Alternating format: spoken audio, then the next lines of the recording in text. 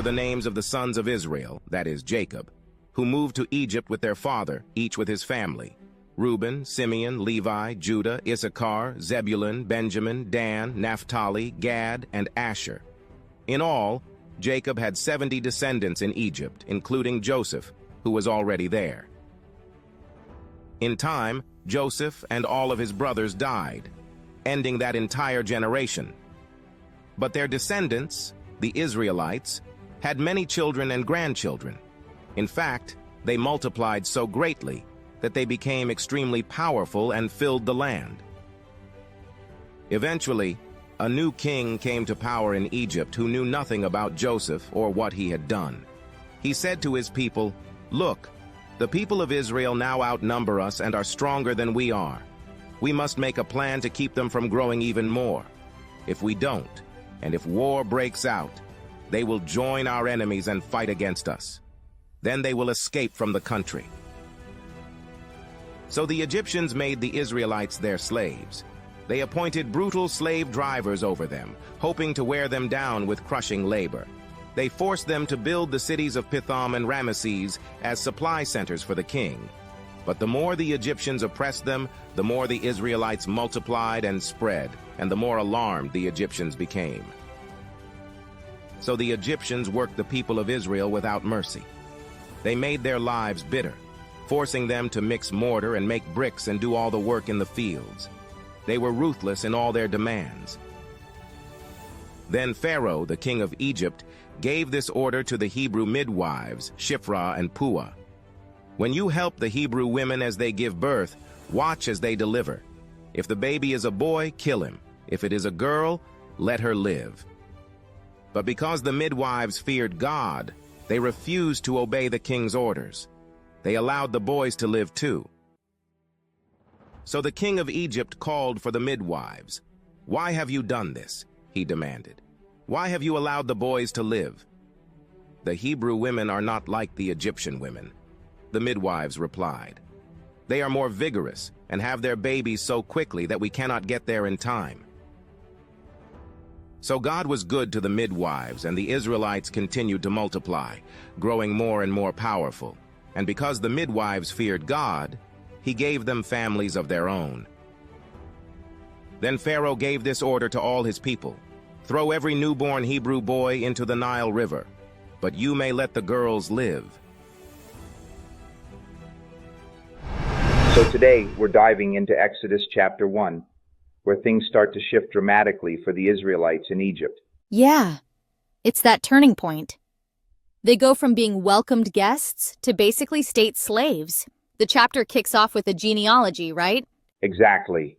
It lists the sons of Jacob: Reuben, Simeon, Levi, and the rest, 70 descendants in total. And Joseph is already in Egypt, which sets the historical anchor. What's fascinating is how quickly the tone changes. Joseph and his brothers die, but the Israelites continue to grow. Exceedingly fruitful, the text says. Like, that's some rapid population expansion. It's almost like the blessings from Genesis are still in motion. Be fruitful and multiply. But now, that fruitfulness becomes a threat. The new Pharaoh, who doesn't know Joseph at all, starts to worry. Right. And you get this political paranoia creeping in. Pharaoh sees the Israelites' numbers as a national security issue. He literally says they might join Egypt's enemies and fight against them. It's fear-based control. So he acts shrewdly, which sounds clever, but ends up being cruel. Forced labor, heavy oppression, building Pithom and Ramesses for Pharaoh.